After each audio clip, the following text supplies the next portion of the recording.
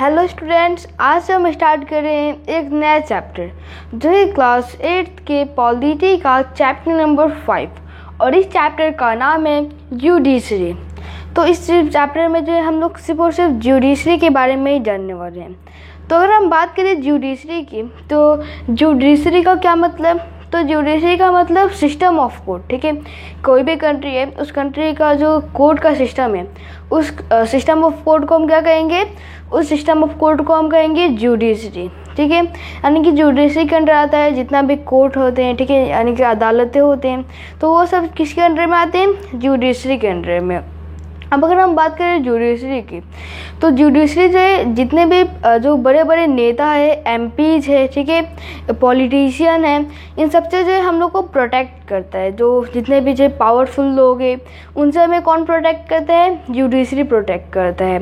और ऐसा ना हो कि जो लेजिस्लेचर वाला जो पार्ट है, देखिए जुडिशरी क्या है? जुडिशरी जो है गवर्नमेंट का थर्ड पार्ट है। हमने देखा था चैप्टर 1 में सेपरेशन ऑफ पावर। तो सेपरेशन ऑफ पावर में हमने क्या जाना था कि जो गवर्नमेंट के 3 पार्ट है। पहले हमने जाना था लेजिस्लेचर के बारे में।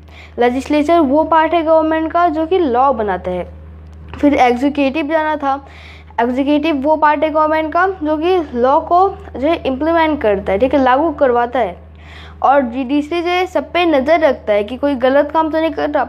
और जुडिशरी जो है हमेशा कॉन्स्टिट्यूशन के हिसाब से चलता है। कुछ भी जो है तो वो जो है कॉन्स्टिट्यूशन के हिसाब से किसी चीज़ के बारे में भी बताता है। अब मान लीजिए कि कोई भी क्राइम होता है, ठीक है, तो किसी भी आदमी को जो है जस्टिस भी कौन दिलाता है? अगर किसी आदमी को जस्टिस चाहिए तो वो कहाँ जाएगा? कोर्ट्स में जाएगा। अब वो कोर्ट से जो है उस आदमी को जस्टिस मिलेगा। तो इस तरीके से जो जुडिशरी है वो जो है हम लोग के लिए बहुत ज़्यादा इम्पॉर्टेंट रोल प्ले करता है। ठीक है, और इस वीडियो में हम लोग जो है या फिर कहें तो इस चैप्टर में हम लोग सिर्फ और सिर्फ जुडिशरी के बारे में जानने वाले हैं। बहुत इंटरेस्टिंग चैप्टर है जुडिशरी के बारे में, आपको एक नॉलेज मिल जाएगा एकदम डिटेलिंग में। जो है हम लोग इस चैप्टर में जुडिशरी के बारे में जानने वाले हैं। तो चलिए स्टार्ट करते हैं आज का हमारी ये क्लास।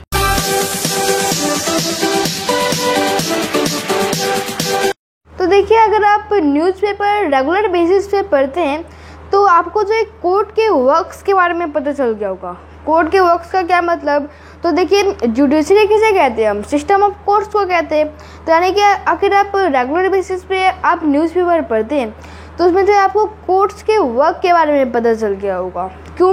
क्योंकि अक्सर जो है क्या होता है, न्यूज़पेपर में लिखा होता है कोर्ट ने क्या किया है, ठीक है, क्या क्या वर्क्स है।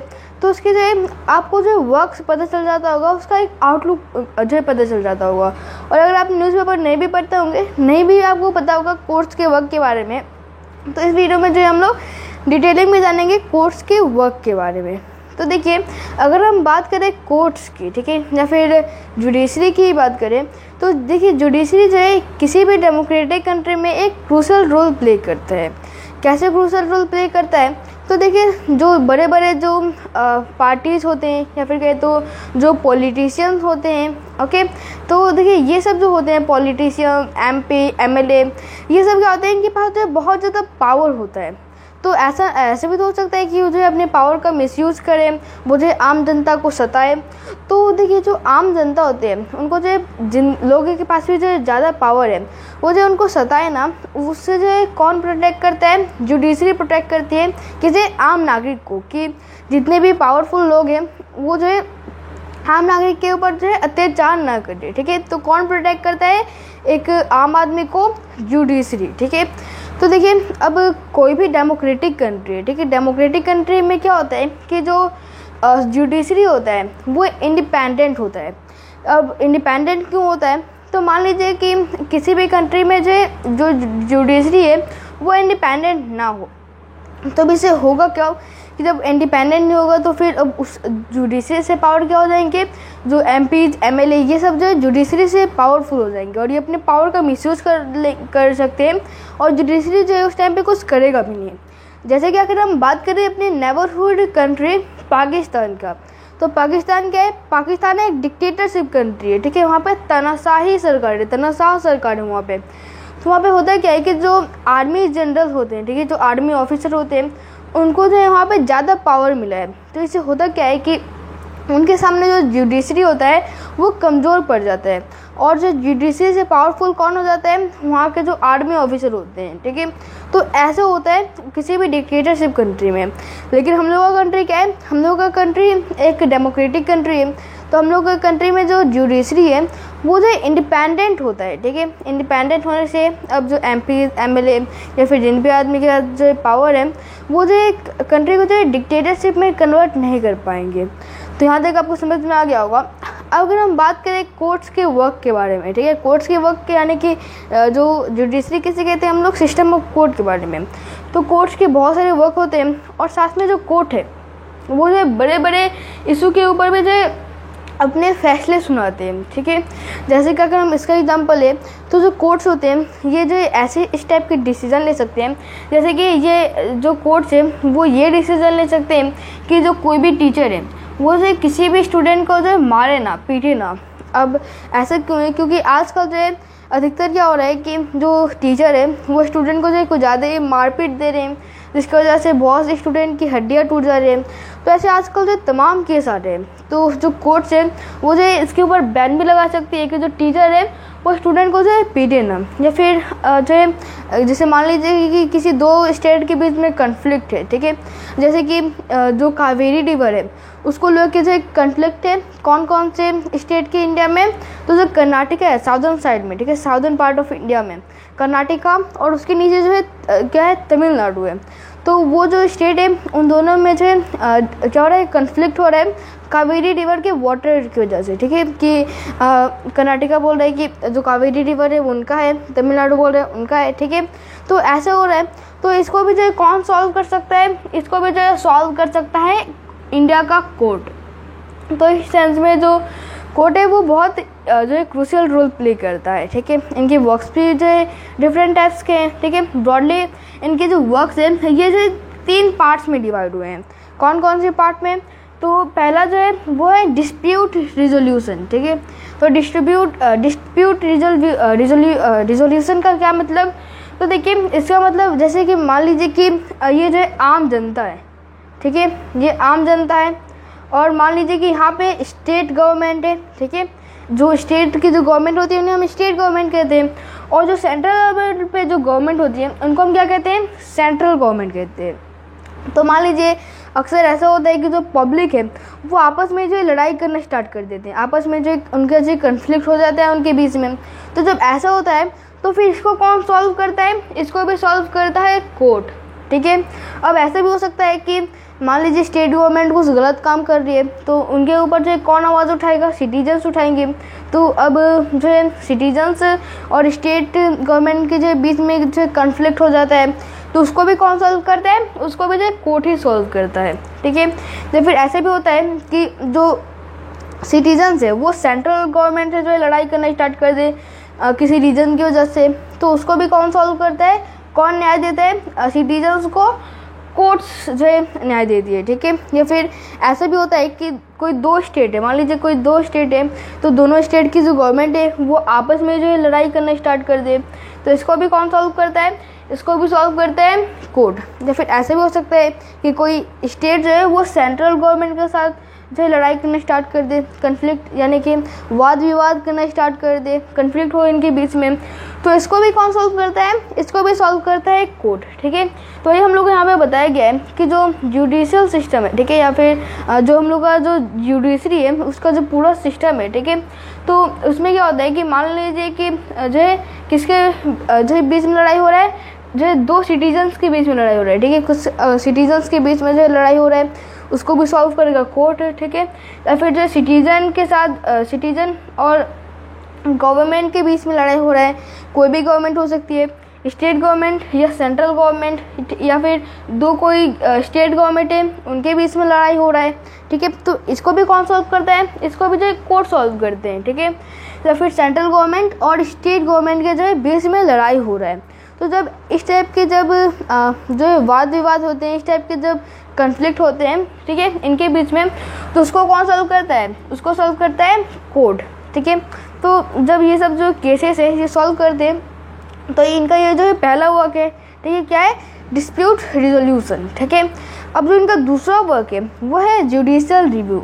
अब जुडिशियल रिव्यू का क्या मतलब, तो देखिए जुडिशियल रिव्यू का ये मतलब कि जैसे मान लीजिए कि जो लेजिस्लेचर है, ठीक है, याद रखिएगा क्या है, तीन जो गवर्नमेंट के जो तीन पार्ट्स है, ठीक है, पहला जो है लेजिस्लेचर हो गया, एग्जीक्यूटिव हो गया, और फिर कौन हो गया, और हो गया जुडिशरी। ये क्या है, गवर्नमेंट के जो पार्ट है, ठीक है, याद चैप्टर 1 में हमने पढ़ा था सेपरेशन ऑफ पावर, ठीक है।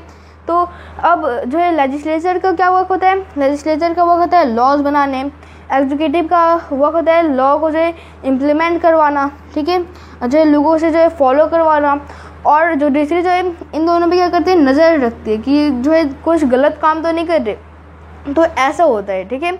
इसके बारे में हमने चैप्टर 1 में जो है ज़्यादा अच्छे से जाना था, ज़्यादा बेहतर से जाना था, ठीक है।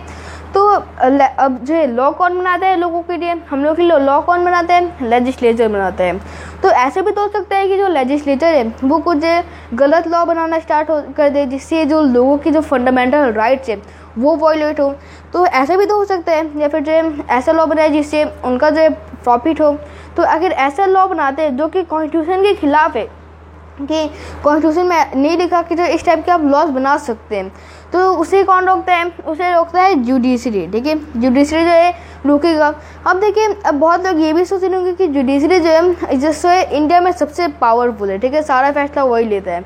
तो देखिए ऐसा नहीं है, सारे जो है एक दूसरे के ऊपर डिपेंड होते हैं। देखिए ऐसे नहीं कि जुडिशरी जो है अपने मन से जो है कोई भी फैसला ले लेता है, ठीक है। तो वो किसके हिसाब से चलता है, जुडिशरी चलता है कॉन्स्टिट्यूशन के हिसाब से। जैसे कि इंडिया की हम बात करें तो इंडिया जो इंडियन कॉन्स्टिट्यूशन है तो उसके हिसाब से ही चलता है कौन, जुडिशरी चलता है, ठीक है, इंडियन कॉन्स्टिट्यूशन के हिसाब से जो इंडिया का जुडिशरी है, ठीक है। तो ऐसा नहीं कि अपने मन से जो मतलब जो मन में आया फैसला वही जो है सुना दिया, ठीक है। यानी कि लेजिस्लेचर ऐसा कोई लॉ बनाता है जो कि कॉन्स्टिट्यूशन में नहीं लिखा कि हाँ आप उस टाइप के लॉज बना सकते हैं, और तब भी जो लेजिस्लेचर ऐसे लॉ बनाते हैं तो उसे कौन रोकेगा, जुडिशरी रोकेगा। ऐसा नहीं कि जो लॉ जुडिशरी को पसंद नहीं आ रहा, ठीक है, कि लेजिस्लेचर ने जो कोई ऐसा ही लॉ बनाया है जिससे जो है क्या है कि वो जो कॉन्स्टिट्यूशन में लिखा है कि हाँ आप उस टाइप के लॉज बना सकते हैं, और उसे जो है जुडिशरी रोके, ऐसा नहीं है, ठीक है। तो देखिए जुडिशरी जो है उसके पास ये पावर है कि वो जो है किसी भी लॉ को चेंज कर सकती है, बदल सकती है किसी लॉ को, और साथ में उसके पास ये भी पावर है कि जो जुडिशरी है वो किसी भी लॉ को जो है हटा भी सकती है, उसे रिमूव कर सकती है, ठीक है। तो इतना ज़्यादा पावर है जुडिशरी के ऊपर। लेकिन ऐसे नहीं कि जुडिशरी जो है अपनी मनमानी करना स्टार्ट कर दे। ये पावर किसने दिया है जुडिशरी को, कॉन्स्टिट्यूशन ने दिया है, और जो जुडिशरी है वो कॉन्स्टिट्यूशन के हिसाब से ही चलती है, ठीक है। तो ये आप बात याद रखिएगा, जो जुडिशरी है वो लॉ को चेंज भी कर सकती है और साथ में लॉ को जो है रिमूव भी कर सकती है। तो यहाँ तक आपको समझ में आ गया होगा, ठीक है। तो ये हमने देख लिए जो कोर्ट है उनके दो वर्क्स। अब देखिए जो कोर्ट का जो थर्ड वर्क है वो है upholding the law and enforcing the fundamental right। तो एक तरह से हम कहें तो upholding the law का क्या मतलब, यानी कि कोई भी लॉ है, कोई भी कानून है तो उसको जो बचाए रखना, और enforcing the fundamental right यानी कि जो हम लोग के जो फंडामेंटल राइट है उनको जो बचाए रखना, ठीक है। तो इसका मतलब यानी कि ये भी काम करता है, अपहोल्डिंग द लॉ करता है, किसी भी जो लॉ है, कोई भी लॉ है उसको जो बनाए रखता है, ठीक है, उसको और साथ में हम लोग के जो फंडामेंटल राइट्स है जो कि हर सिटीजन्स को दिए गए हैं उनको जो बचाए रखता है, ठीक है। तो ये भी जो किसका काम है, ये भी जो कोर्ट का काम है। तो देखिए हम लोग के इंडिया में जितने भी सिटीजन्स है, एवरी सिटीजन्स यानी कि हर जो आम नागरिक है उनको जो है कुछ फंडामेंटल राइट्स दिए गए हैं, और उनको कहीं भी लगता है कि जो उनका फंडामेंटल राइट है वो वायलेट होता है, कहीं भी वायलेट होता है, तो अब वो जो आदमी है वो अप्रोच कर सकता है इस चीज़ के बारे में सुप्रीम कोर्ट में और हाई कोर्ट में, ठीक है। तो ये हर आदमी को जो है फंडामेंटल राइट्स दिए गए हैं। इसको जो है हमने चैप्टर 1 में, चैप्टर 2 में डिटेलिंग से जाना है। तो अब आप मेरे को कमेंट सेक्शन में ये बताएंगे कि हम लोग के कितने फंडामेंटल राइट्स हैं और कौन कौन से हैं, ठीक है। तो अब देखिए यहाँ तक आपको समझ में आ गया होगा। अब हम एग्जांपल लेते हैं अपहोल्डिंग द लॉ का और इन्फोर्सिंग द फंडामेंटल राइट्स का, कि कैसे जो है ये काम करती है कोर्ट। तो इसको जो हम लोग समझेंगे एक स्टोरी के थ्रू, ठीक है, या फिर हम लोग कहते हैं एक केस स्टडी के थ्रू, ठीक है। किसकी केस स्टडी हम जानेंगे, तो जो है हाकिम शेख की जो है हम लोग केस स्टडी जानेंगे। तो अगर हम लोग हाकिम शेख की प्रोफेशन जाने, क्या थे हाकिम शेख? हाकिम शेख जो एग्रीकल्चरल लेबर थे, ठीक है। कहाँ के रहने वाले थे हाकिम शेख? वेस्ट बंगाल के जो रहने वाले थे हाकिम शेख। तो देखिए हाकिम शेख जैसे कि ये एग्रीकल्चरल लेबर थे, ठीक है। तो एक दिन हुआ क्या कि जो कहीं ट्रेन में जाइए कहीं सफ़र कर रहे थे, ठीक है। कुछ बात होगा तो ये जो कहीं जा रहे होंगे, ठीक है। तो फिर हुआ क्या कि अब चलती हुई ट्रेन से जो है ये गिर गए, ठीक है। तो अब आप खुद सोच सकते हैं कि चलती हुई ट्रेन से गिर जाना, ठीक है। तो इनको जो बहुत ज़्यादा चोट लगा। तो जब अब हुआ क्या ऐसे, तो अब जब बहुत ज़्यादा चोट लगेगा, इमरजेंसी कंडीशन हो गया, तो अब इनको जो है जल्दी से गवर्नमेंट हॉस्पिटल में ले जाएगा, ठीक है। अब गवर्नमेंट हॉस्पिटल में इसलिए गए क्योंकि अब देखिए ये क्या है, एग्रीकल्चरल लेबर है। तो एग्रीकल्चरल लेबर को जो है ज़्यादा पैसा नहीं मिलता होगा, यानी कि ये गरीब है। तो अब गरीब है तो अब जो है क्या होता है, जो गवर्नमेंट हॉस्पिटल्स होते हैं उनमें जो है ज़्यादा पैसा नहीं लगता इलाज के, तो इसलिए जो है ये कहाँ गए? गवर्नमेंट हॉस्पिटल में गए। अब देखिए जब ये गवर्नमेंट हॉस्पिटल में गए, ठीक है, कौन? हाकिम शेख। तो जब पहले गवर्नमेंट हॉस्पिटल में गए तो फिर पहले गवर्नमेंट हॉस्पिटल में इनको जो है रिजेक्ट कर दिया गया एडमिट होने से। क्यों रिजेक्ट कर दिया गया? तो रिजेक्ट करने का ये रीज़न था कि एक पहली बात तो ये जो इमरजेंसी कंडीशन थे, ठीक है। और ये जो गांव देहात के रहने वाले थे ये, तो अब गांव देहात में होता है कि पहली बात तो जो कोई ऐसा नहीं कि कोई बड़ा जो है हॉस्पिटल होता है, छोटे मोटे जो है हॉस्पिटल होते हैं। तो अब रिजेक्ट इसलिए कर दिया गया कि जो है पूरा जो सामान नहीं था, यानी कि जो एक इमरजेंसी ट्रीटमेंट के लिए जो है पूरा सामान नहीं था, ठीक है। इनको जो ट्रीट नहीं कर पाते, तो इसलिए जो इनको रिजेक्ट कर दिया गया। फिर दूसरे जो है गवर्नमेंट हॉस्पिटल में गए, उनको भी जो है कुछ रीजन्स की वजह से फिर से रिजेक्ट कर दिया गया। फिर तीसरे में गए, चौथे में गए, ऐसे जो है करीबन जो 8 हॉस्पिटल जो है वो घूमते रहे, ठीक है। और उनको जो है हर हॉस्पिटल में जो है रिजेक्ट कर दिया गया कि इसलिए कि जो है इनके जो ट्रीटमेंट के लिए पूरा सामान नहीं है। और करीबन जो है इनको एक तो पहले एक इतनी सीरियस केस है, ठीक है, चलती हुई ट्रेन से ये गिर गए। आपको सोच सकते हैं कितनी तेज़ चलती है ट्रेन। तो 8 हॉस्पिटल में गए और करीबन जो 14 घंटे तक जो है ये हॉस्पिटलों में जो है घूमते रहे। तो आप कुछ सोच सकते हैं कि एक तो चोट तो लगे गए, ठीक है, और साथ में जो है 14 घंटे तक एक हॉस्पिटल से दूसरे हॉस्पिटल जा रहे हैं, दूसरे से तीसरे हॉस्पिटल जा रहे हैं। तो ऐसा होता गया क्यों? क्योंकि इन्होंने सोचा कि अब जो गवर्नमेंट हॉस्पिटल है तो उसमें जो है इलाज आसानी से हो जाएगा, यानी कि एक तरह से गए तो कम पैसे में हो जाएगा। लेकिन अब क्या हुआ कि आखिर अब थोड़ा सा भी लेट करते तो हो सकता था इनका जान चली जाती है, ठीक है। तो फिर इन्होंने फाइनली क्या डिसाइड किया? फाइनली इन्होंने ये डिसाइड किया कि ये जो प्राइवेट हॉस्पिटल में जाएंगे, ठीक है। तो जब ये प्राइवेट हॉस्पिटल में गए तो फिर जो है उनका जो यहाँ पर ट्रीटमेंट हुआ, ठीक है, और फिर जो है वो बच गए। तो अब यहाँ पे देख सकते हैं कि यहाँ पे जो है इनके जान से जो खेला गया है, ठीक है। यहाँ पे जो है एक तो इनकी जान जाने वाली थी और किसी भी हॉस्पिटल में जो इमरजेंसी कंडीशन की ट्रीटमेंट नहीं थी। तो जब ये बात पता चली किसको? सुप्रीम कोर्ट को। जब ये बात जो सुना किसने? सुप्रीम कोर्ट ने। तो फिर अब सुप्रीम कोर्ट ने फिर क्या किया? सबसे पहले ये कहाँ के रहने वाले थे? वेस्ट बंगाल के। तो सबसे पहले सुप्रीम कोर्ट ने ये बोला कि अब सबसे पहले अब देखिए ये जो है जब प्राइवेट हॉस्पिटल में जब इन्होंने जो है एडमिट हुए ये, तो बहुत सारे इनको जो है पैसा देना पड़ा, ठीक है, तभी इनका जो है इलाज हो पाया। तो सबसे पहले सुप्रीम कोर्ट ने क्या बोला कि इनका इतना नुकसान हुआ है तो इसके लिए सबसे पहले जो वेस्ट बंगाल के जो गवर्नमेंट है वो जो है इनको कॉम्पनसेशन देगी, ठीक है। कॉम्पनसेशन यानी कि इनको जो है हर्जाना भरना पड़ेगा। किसको? वेस्ट बंगाल की गवर्नमेंट को, ठीक है। किसको देंगे ये हर्जाना? तो हाकिम शेख को देंगे, क्योंकि इनका जो है एक तरह से तो इतना ज़्यादा पैसा खर्च हुआ है। और फिर दूसरी बात ये बोला सुप्रीम कोर्ट ने कि जो वेस्ट बंगाल में जो गवर्नमेंट हॉस्पिटल्स है उनको जो ठीक किया जाए, और कोई भी इमरजेंसी कंडीशन का कुछ भी होता है, ठीक है, तो उसको जो इमरजेंसी कंडीशन में अगर कोई भी आदमी आता है तो उसका जो ट्रीटमेंट हो पाए, सब चीज़ जो मतलब एकदम अच्छे से ट्रीट हो पाए, सब चीज़ दवाइयाँ हो, ठीक है, सब चीज़ हो। अब आप खुद सोचिए कि आपको जो किसी भी हॉस्पिटल में आपको जो ट्रीटमेंट कराना है, तो जिस हॉस्पिटल में आप ट्रीटमेंट कराएंगे तो सबसे पहली बात उस हॉस्पिटल में जो डॉक्टर अच्छे होने चाहिए, ठीक है, जो कि स्पेशलिस्ट होने चाहिए, ठीक है, ट्रीटमेंट के सारे जो सामान होने चाहिए, ठीक है, और साथ में दवाइयाँ होने चाहिए। तो ऐसे तमाम अगर फैसिलिटी किसी भी हॉस्पिटल में मिलता है तब जो है इमरजेंसी कंडीशन में जो है कोई भी आदमी बच सकता है। तो ये किसने बोला? सुप्रीम कोर्ट ने बोला। सुप्रीम कोर्ट ने जो है आदेश दिया किसको? वेस्ट बंगाल को। ठीक है, अब ये इंसिडेंट हुआ कब था? ये इंसिडेंट हुआ था 1996 में। तो इसे भी जो है आप याद रखिएगा, 1996 में जो ये इंसिडेंट हुआ था। तो अब आपको ये सब जो समझ में आ गया होगा। ठीक है, तो ये जो थर्ड वर्क हो गया किसका? जो कोर्ट है उनका जो ये थर्ड वर्क हो गया। तो 3 वर्क्स जान दिए। अब देखिए इसी के साथ ये जो हम लोग का टॉपिक है जो है क्या है? What is the role of judiciary. ठीक है, अब जुडिशरी का क्या रोल है ये आपको जो समझ में आ गया होगा। ठीक है, कि अब देखिए इस वीडियो में आपको क्या क्या पता चल गया। इस वीडियो में आपको ये पता चल गया कि जुडिशरी है क्या। ठीक है, क्या क्या काम है जुडिशरी के, जुडिशरी किस लिए इम्पोर्टेंट है, जुडिशरी का क्या रोल है किसी भी कंट्री में। ये तमाम चीज़ें ऐसे हमने इस वीडियो में जान लिया। इसी के साथ ये जो हम लोग का वीडियो है ये कंप्लीट होता है। कोई भी आपको डाउट आता है तो आप कमेंट सेक्शन में पूछ सकते हैं। मिलते हैं आपसे नेक्स्ट वीडियो में किसी नेक्स्ट टॉपिक के साथ। Thank you.